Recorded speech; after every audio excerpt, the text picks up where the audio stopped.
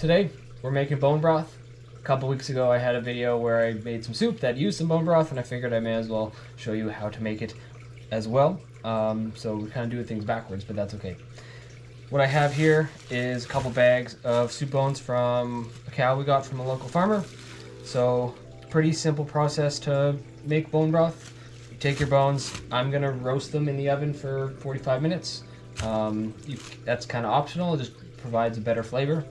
And then we'll take them out and then we'll put them into our slow cooker, which is just in the corner there. And then we pretty much just put in a little bit of some type of vinegar. I have red wine vinegar, we're gonna use that. You could add some veggies, you know, some onions and tomatoes, mushrooms, whatever, to add a bit of flavor.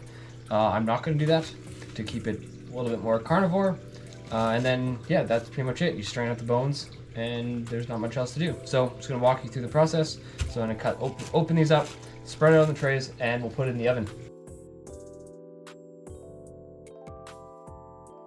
Oven is heated. I'm gonna put the bones in. And then we'll come back in about 45 minutes.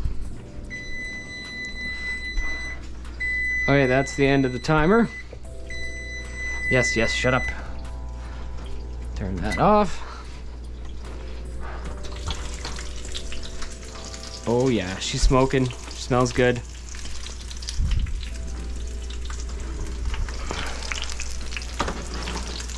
There they are. I do want to keep the juice in, at least the trays, and we're going to transfer it over into our Ninja Foodie or your slow cooker, whatever you're doing the cooking in. Got my slow cooker all prepped. So we're going to take these bones over to the sink and just going to throw them in here with all the fat and the juices that have come off. Come on, guy. There's a better way. Let's do it like this.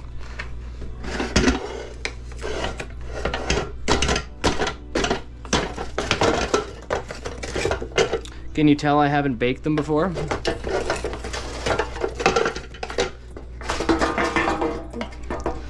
There we go. So that's pretty full. I want to make sure we get all of the juices. Put this back. And then I'm gonna fill this with water to the point where the bones are fully covered. Try to organize this a little bit better, but that'll be pretty full. Then we just wait. Okay, covered enough. It's quite full. Maybe a few too many bones for this size of Ninja, but so we're gonna put it on slow cook on low. And then set it for, I'm gonna go 24 hours, just because I need the sous vide to cook supper tomorrow night. So 24 hours should be good enough, and then I can come back tomorrow. Yeah, but I can only set it for 12, so I'm gonna set it for 12. And then before I go to bed, I'll set it for another 12. And then now we need to add the acidic compound, which is, in my case, red wine vinegar.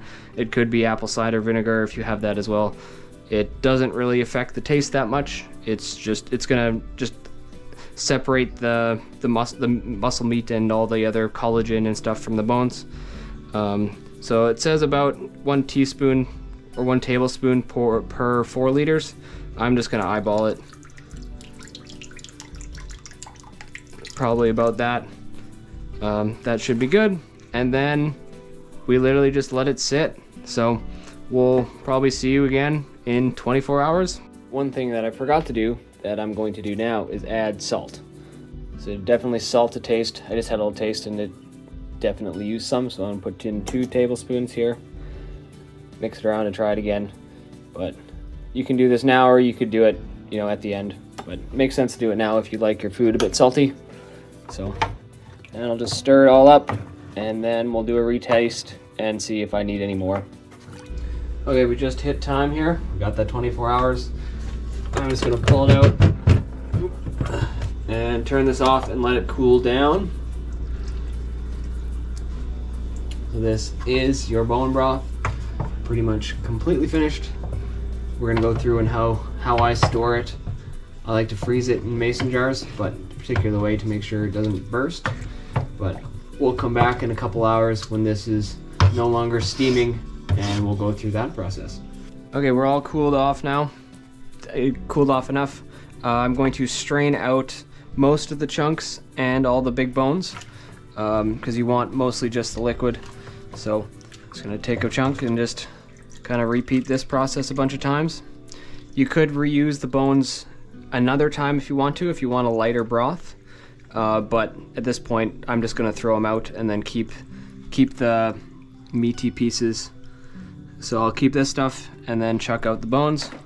So I'm going to keep a bone there, and then repeat this process until it's just liquid, and then we'll separate it into jars. These leftover meaty pieces would be perfect for, the soup that I made a couple weeks ago, or you could throw them in a scramble. Definitely some very tasty stuff, so don't let it go to waste. All right, these are not bones to give to your dog. They've been baked. They will crack and cause some issues, so definitely don't recommend saving them for your dog.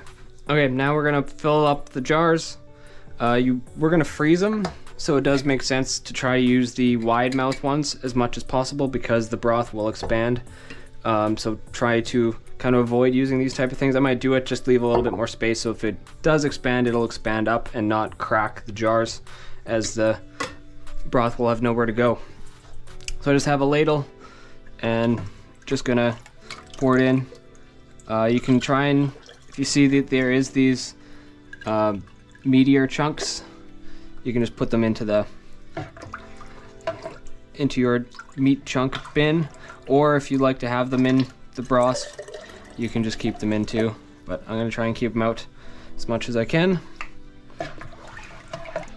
And then we just keep this process going until they're all full, or at least until you run out of broth.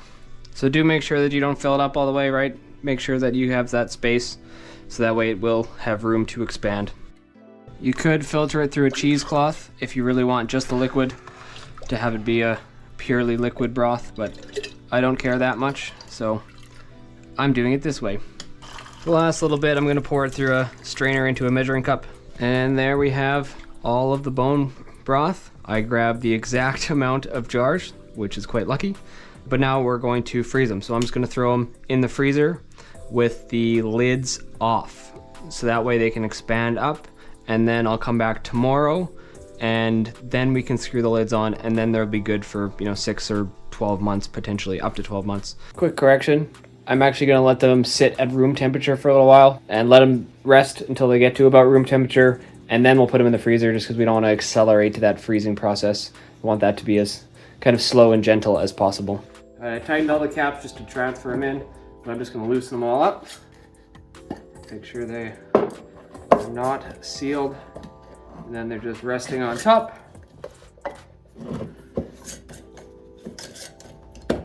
Go, and they just go in the freezer. And then I'll come back tomorrow morning and tighten them up, and then I can just use them as I need them, and hopefully they last up to a year. Go there, and then that soup meat will be there too, so we can definitely make another carnivore soup in the next couple of months, because it's now -30 out, so it's chilly. So thanks for watching. See you in the next one.